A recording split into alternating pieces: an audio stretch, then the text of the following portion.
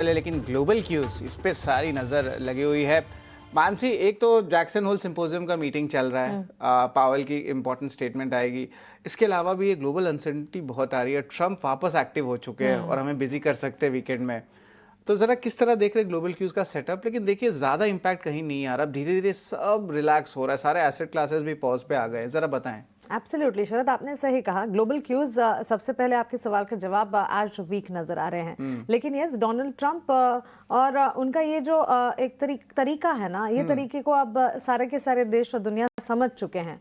वो एक छोटा सा ब्रेक लेने के बाद वापस से कुछ ना कुछ बयानबाजी करते जरूर रहेंगे। अब इसको लेकर हम परेशान नहीं हो सकते और वही हम कर रहे हैं। हम रैशनल अप्रोच अपना रहे हैं, बिकॉज इतना अगर उनकी तरफ से बयानबाजी आ रही है, उसे लेकर कोई पर्टिकुलर देश और उसके बाजार जो है अफेक्ट कब तक होंगे। और अगर ताज़ा बयान की बात करें, अपने स्क्रीन पर आप देख रहे हैं, रशिया यूक्रेन को लेकर भी डोनाल्ड ट्रंप ने कहा कि रशिया यूक्रेन मामले में आगे दिलचस्प घटनाक्रम जो है वो देखने को मिल सकते हैं। ठीक है, वो एक बयान। लेकिन भारत के साथ ट्रेड नेगोशिएशन एंड टैरिफ के फ्रंट पर उन्होंने काफी तल्ख बयान दिया है। उनका ये कहना है कि बकवास है ये कि भारत को रूसी तेल खरीदने की जरूरत है। सबसे पहली बात, ये हम लगातार आपको बता रहे हैं कि किसी भी देश के राजनेता जो है वो अपने देश में उन्हें क्या कुछ करना है उसको डिसाइड कर सकते, लेकिन किसी और देश में और किसी और देश को क्या करना चाहिए वो डिसाइड नहीं कर सकते। लेकिन डोनाल्ड ट्रंप अपनी आदत से मजबूर इस तरह के स्टेटमेंट्स देते रहते हैं। उनका ये भी कहना है कि शांति का रास्ता नई दिल्ली से होकर गुजरता है। हाँ, आपको बता दें कि 27 अगस्त को भारत पर लगने वाले टैरिफ जो है वो दोगुने होने जा रहे हैं। टैरिफ इम्प्लीकेशंस जो है वो इन प्रैक्टिस आते हुए दिखेंगे। और साथ ही पीटर नोवारो, जो कि ट्रेड एडवाइजर है व्हाइट हाउस के, उनकी तरफ से भी एक बयान है कि भारत खून खराबे में अपनी भूमिका को नहीं मानना चाहता है। सो ये सारी चीज़ें हैं। अब टैरिफ के फ्रंट पर जो होना है और वो सारे जो भी नेगोशिएशंस हैं, अच्छे नेगोशिएशंस की कोशिश ज़रूर कर रहे हैं सब, लेकिन देखेंगे उसके इम्प्लीकेशंस जो हैं वो किस तरह से पड़ते हुए नजर आएंगे। लेकिन भारत अपना रुख बरकरार रख रहा है और भारत खुद अपनी इकोनॉमी को किस तरह से बेहतरी की तरफ ले जा सकता है उस पर कामकाज कर रहा है। भारत सरकार भी इस पर कामकाज कर रही है। इसका सबसे बड़ा प्रमाण जो लास्ट वीकेंड हमने देखा, जीएसटी रेट रैशनलाइजेशन को लेकर जो एक बड़ा ऐलान होता हुआ दिखा। सेंटिमेंट हम हमारी तरफ से तो काफ़ी बेहतर करने की कोशिश कर रहे हैं। ग्लोबल फ्रंट पर कंटिजेंसी, अनसर्टेनिटी और अनिश्चितताएं भले ही आती रहें, लेकिन चलिए अब अमेरिकी बाजार की अगर बात करें, बीती रात कमजोर संकेत हमने देखा, वीकर क्लोजिंग नजर आई। डाउ जोन्स उतार चढ़ाव के बाद करीब 152 अंकों की गिरावट पर बंद हुआ। नैस्डैक में भी टेक्नोलॉजी हैवी इंडेक्स है और भारत में हम देख रहे हैं कि आईटी सेक्टर ने कमबैक किया है, लेकिन यूएस के मार्केट्स में टेक्नोलॉजी हैवी इंडेक्स जो है नैस्डैक में बिकवाली लगातार जारी है। कल के सत्र में भी ऑलमोस्ट 72 पॉइंट्स के डाउन ट्रेंड्स देखने को मिले। बड़े टेक्नोलॉजी और एआई शेयरों में कमजोरी से नैस्डैक पर खासतौर से दबाव पड़ता हुआ दिखा है। एसएनपी 5वें सत्र में फिसलता हुआ नजर आया।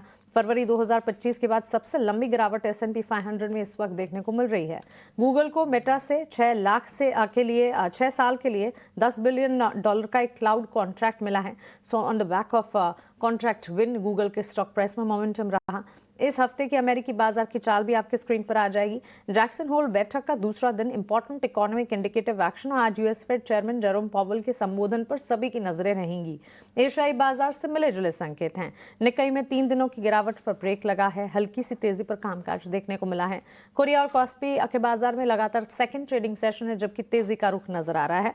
और बाजार के लिए अन्य संकेतों की अगर मैं बात करूं, मजबूत डॉलर से सोने पर दबाव जारी है। विदेशी बाजार में, घरेलू बाजार में गोल्ड और सिल्वर में हम देख रहे हैं अपमूव्स हैं, मोमेंटम है। और अभी थोड़ी देर पहले कमोडिटी एक्सपर्ट से भी हम बात कर रहे थे, इन कंपैरिजन गोल्ड के मुकाबले सिल्वर जो है वो आउट परफॉर्म करती हुई नजर आएगी। और भारतीय बाजार में तो फेस्टिवल डिमांड है जो कि आगे प्ले आउट करेगी ही, तो इस पर हमें नजर रखनी चाहिए। सप्लाई की चिंता से कच्चे तेल में हम तेजी देख रहे हैं और डिमांड काफी हद तक है और इसके सामने सप्लाई की चिंता लगातार बरकरार है। $67-68 बैरल के आसपास ब्रेंट क्रूड ट्रेड करता हुआ। विदेशी बाजार में $3,383 के स्तर पर सोने में हम देख रहे हैं कामकाज। और साथ ही अगर आप देखेंगे 10 ईयर बॉन्ड यील्ड यूएस की 4.32% एंड डॉलर इंडेक्स 98-99 के लेवल्स के आसपास देखने को मिला है। सो ऑल इन ऑल इस वक्त जहां हम बात कर रहे हैं, करीब 84 अंकों की बिकवाली गिफ्ट निफ्टी के इम्प्लाइड ओपन की तरफ से नजर आ रही है।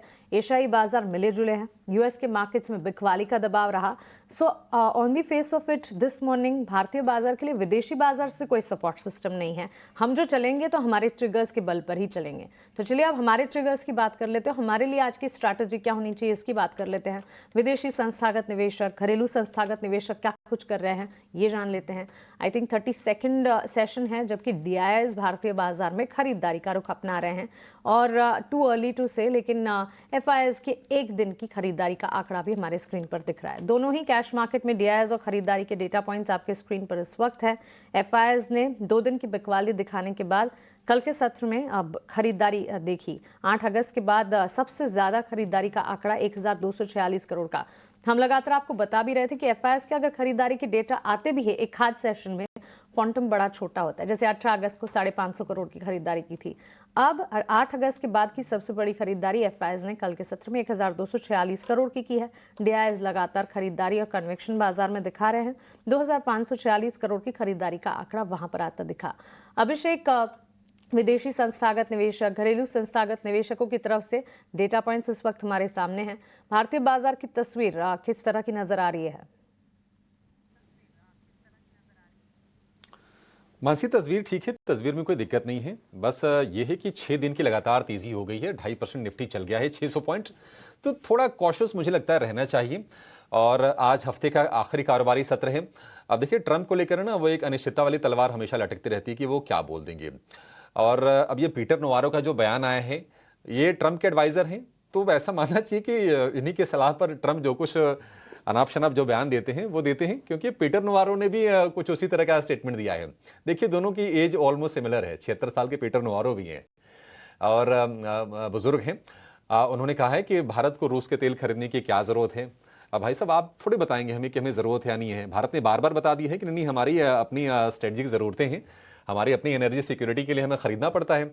और दूसरी चीज़ ये है कि हमारे विदेश मंत्री एस जयशंकर ने ये भी कहा है कि हम तो अमेरिका से भी कच्चा तेल खरीद रहे हैं। तो ये सारी की सारी चीज़ें, ये प्रेशर टैक्टिक अब लगता नहीं है कि अब ये काम आएगा मानसी। और बाजार भी अब धीरे धीरे इन चीज़ों से आगे बढ़ना चाह रहा है। भारत ने भी जो फैसले लिए हैं, आप देखिए, चाहे GST के फ्रंट पर हो या फिर हमने देखा है कि चाइना के साथ भी अपने व्यापारिक रिश्तों को बेहतर करने की कोशिश लगातार चल रही है। वो इसी के चलते लिए हैं कि जो टैरिफ के इम्पैक्ट्स हैं उसको न्यूट्रलाइज किया जाए और उसके शॉक इकोनॉमी को ना लगने दिए जाए। भारत में चीन के राजदूत हैं शू फेईहोंग, उनका भी स्टेटमेंट आया है और बड़ा सधा हुआ स्टेटमेंट आया है। उन्होंने कहा है कि अमेरिका लंबे समय से फ्री ट्रेड से फायदा उठाता रहा है, लेकिन अब ये टैरिफ का इस्तेमाल सौदेबाजी के रूप में वो कर रहा है। और उन्होंने कहा है कि भारत पर जो टैरिफ लगाए गए हैं 50% का, चीन उसका कड़ा विरोध करता है और चीन भारत के साथ मजबूती से खड़ा है। उन्होंने ये भी कहा कि 1+1 अगर होता है तो ये 2 से भी अधिक प्रभावी साबित होगा। तो साफ तौर पर ये भारत, रूस और चाइना का अलायंस भी दिख रहा है। और हम पहले भी कहते रहे कि अब चूंकि ये तीनों के तीनों देश ब्रिक्स में पार्टनर हैं, तो इसको लेकर ही ट्रंप की तलखी है। तो मेरा मानना है कि ज़्यादा इसको लेकर जो अमेरिका ने जो कहा है, जो पीटर नवारो ने कहा, बहुत उसको तवज्जो देने की जरूरत नहीं है। अब ये गिफ्ट निफ्टी आपको 80 अंक इसलिए नहीं दिख रहा है कि नहीं अमेरिका ने कुछ कह दिया है, फिर अमेरिकी बाजार में कोई प्रॉब्लम है, ये इसलिए गिर रहा है कि हमने 6 सत्र की लगातार तेजी दिख रही है, थोड़ी बहुत रिट्रेसमेंट होती है। अब जो ये है कि FIs की जो कैश में खरीदारी आई है, जिसकी बात आप कर रही थी, छोटा क्वांटम है। हालांकि अगर आप ये देखेंगे कि जो लॉन्ग होल्डिंग लगातार इंडेक्स फ्यूचर में 10% के नीचे थी, वो काफी टाइम के बाद 10% के ऊपर आ गई है। तो FIs थोड़ी शॉर्ट कवरिंग कर तो रहे हैं, लेकिन थोड़ा और चाहिए, थोड़ा और हो सकता है कि FIs की तरफ से आते हुए हम देखेंगे भी। आज के लिए अगर आप निफ्टी की अगर हम स्ट्रेटजी की बात करें तो 25,050 के ऊपर कल क्लोजिंग बड़ी अच्छी मिली है निफ्टी में। हो सकता है कि 6 सत्र की तेजी के बाद बाजार थोड़ा सुस्ताए। कल भी हमने देखा कि कंसोलिडेशन वाला एक फेज था, हालांकि निफ्टी ने अपने गेंस को प्रोटेक्ट किए। 25,000 और 24,900 ये 100 अंकों की सपोर्ट रेंज मान के चलिए। 25,150 पर निफ्टी को थोड़ा रेजिस्टेंस फेस करना पड़ेगा। हफ्ते का चूंकि आखिरी कारोबारी सत्र है, तो पोजीशन को थोड़ा लाइट रखने में समझदारी है, एहतियात के तौर पर आप लाइट रखिए। थोड़ी अनिश्चितताएं, ऐसा नहीं कि बाजार के लिए सब कुछ ठीक हो गया है। ये GST वाली जो चीजें हैं ना, ये बाजार को थोड़ा और सपोर्ट देंगी, इसमें कोई दो राय नहीं है, लेकिन थोड़े सतर्कता बरतनी चाहिए। 24,950 तक मुझे लगता है कि अगर आपको निफ्टी मिलता है आज के सत्र में, तो आपको बाइंग करनी चाहिए। शॉर्ट नहीं करना है, शॉर्ट करने में बाजार में जोखिम है। अगर बाजार मान लीजिए कमजोर होता है, कमजोर कब होगा? मेरे हिसाब से जब तक 24,800 का लेवल बचा हुआ है ना, तब तक ज्यादा कोई टेंशन लेने वाली बात बाजार में है नहीं। और अभी भी हम देख रहे हैं कि निफ्टी जो है, जितने भी क्रूशियल ईएमएज हैं, चाहे वो 5 दिन का हो, 10 दिन, 20 दिन, 50 दिन, 100 दिन या 200 दिन, सबके ऊपर आपको कारोबार करता हुआ दिखेगा। 5 दिन का जो मूविंग एवरेज है 24,942 है, 10 दिन का 24,838 है, कंफर्टेबली निफ्टी उसके ऊपर है। तो ज्यादा कोई टेंशन की बात नहीं है। हम देख रहे हैं कि कुछ रोज रोज कुछ ना कुछ नए सेक्टर निकल के सामने आ रहे हैं। आईटी का सपोर्ट हमने परसों के सत्र में देखा, रिलायंस का सपोर्ट बाजार को मिल रहा है। बैंकिंग में थोड़ा सा हम कह सकते हैं कि थोड़ा पीछे एचडीएफसी बैंक, आईसीसी बैंक में तो कल स्ट्रेंथ देखी है, एचडीएफसी बैंक में भी अगर मान लीजिए बाइंग लौट के आ जाती है।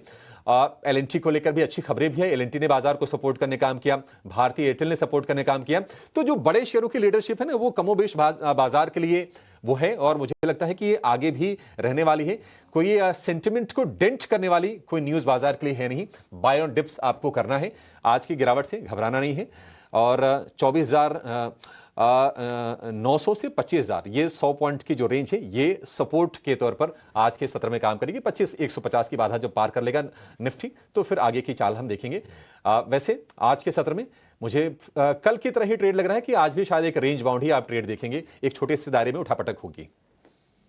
जी बिल्कुल अभिषेक, रेंज बाउंड मूव रह सकता है। लाइट ही ट्रेड रखें, अपने पोजीशंस रखें। ओवर द वीकेंड बहुत सारे ग्लोबल अनाउंसमेंट्स भी आ सकते हैं, और जीएसटी में भी बहुत सारी बातचीत चल रही है, जिस तरह स्टेट और काउंसिल के जो है अनाउंसमेंट्स आ रहे हैं। लेकिन कल last half an hour trade में निफ्टी बैंक में एक अच्छी अपमूव आई, और देखिए जो दो भी सबसे बड़े वेटेज वाले स्टॉक्स है, आईसीआईसीआई बैंक और एचडीएफसी बैंक, दोनों ने ही बहुत अच्छा स्ट्रेंथ दिखाया। आप यहाँ पे ऑफकोर्स देखें तो इन दोनों स्टॉक्स पे एक सपोर्ट आया, खास करके आईसीआईसीआई बैंक की तरफ से तो ड्यूरिंग द डे दिखने मिला है। डेज हाई पे ऑलमोस्ट क्लोज हुआ है। अभिषेक, लगता है कि अगर एचडीएफसी बैंक भी थोड़ा सपोर्ट दिखाए तो आज निफ्टी बैंक पे ज़्यादा अच्छा सेटअप देख रहा है निफ्टी के साथ, क्या रणनीति होनी चाहिए? शरद, देखिए निफ्टी बैंक ना एक रेंज में है, और निफ्टी के मुकाबले थोड़ा शांत है, थोड़ा शांत भी है, और अपने स्वभाव के विपरीत थोड़ा चंचलता भी कम दिख रही है, और एक रेंज में ही है। रेंज क्या है? 55,500 और 56,000 ऊपर की तरफ, ये 500 पॉइंट की रेंज है, और आप पिछले कुछ सत्र से देखिएगा इसी रेंज में है।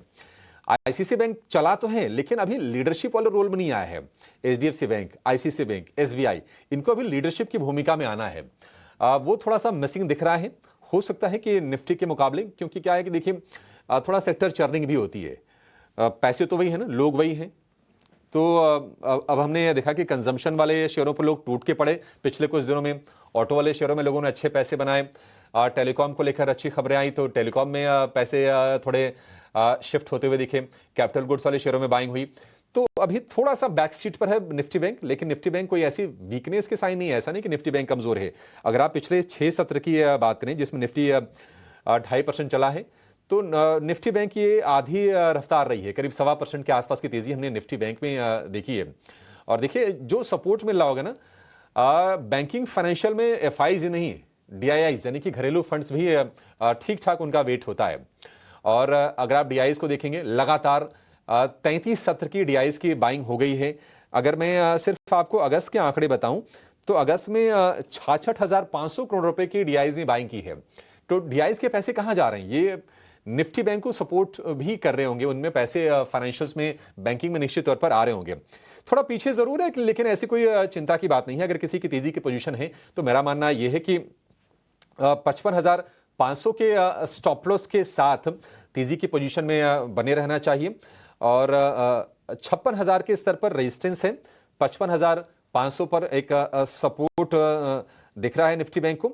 56,156 सोमवार को हमने ये लेवल देखे थे, इसके पार जब निकल जाएगा तो फिर से हमें ये कंफर्मेशन आ जाएगा कि निफ्टी बैंक चलने के लिए तैयार है। अदरवाइज ये 1,500 पॉइंट की रेंज ही ये निफ्टी बैंक के लिए दिखाई दे रही है। ज्यादा चिंता की बात नहीं है। मुझे लगता है कि अगर नीचे आपको मिले 55,500, 550, 600 के आसपास अगर मिलती है तो निफ्टी बैंक में भी आप बाइंग कर सकते हैं। कल आईसीसी बैंक ने गियर बदला है, देखते हैं कि क्या आज ये एचडीएफसी बैंक की तरफ से पार्टिसिपेशन आता है क्या। 2,000 रुपए के लेवल के आसपास हम देख रहे हैं कि एचडीएफसी बैंक टिकने में कामयाब है। 830 रुपए के आसपास के भाव एसबीआई के हैं। अगर ये दोनों बैंक अगर चलते हैं तो निश्चित तौर पर सपोर्ट मिलेगा। तो बाजार के लिए कोई टेंशन मुझे नहीं लग रही है। बस ये है कि अब 6 सत्र की तेजी हो गई है, हफ्ते का आखिरी कारोबारी सत्र है। ट्रंप को लेकर थोड़ी सी चिंता होती है कि ट्रंप क्या कहेंगे, क्या बोलेंगे। अदरवाइज मामला मुझे लगता है कि ठीक ठाक है और F5s की ये शॉर्ट कवरिंग धीरे धीरे बढ़ने के संकेत मिल गए हैं। 10% के ऊपर काफी दिनों के बाद ये होल्डिंग आई है F5s की, तो बाजार में थोड़ा सेंटिमेंट यहां से बेहतर होंगे। देखते हैं कि कितने पैसे डिप्लॉय करते हैं F5s। और जेरोम पावेल की स्पीच भी फोकस में होगी। जेरोम पावेल क्या कहते हैं इंटरेस्ट रेट्स को लेकर, अमेरिका में कितनी दरें घटाने के लिए वो तैयार होते हैं, संकेत उसके दे देंगे। बाकी फैसला तो सितंबर में होगा, तो उस पर हमारी निश्चित तौर पर नजर रहने वाली है। अंडर कंट्रोल नजर आ रही है और इसका सबसे बड़ा प्रमाण पिछले 6 ट्रेडिंग सेशंस का ट्रेंड है। अभी हम आपको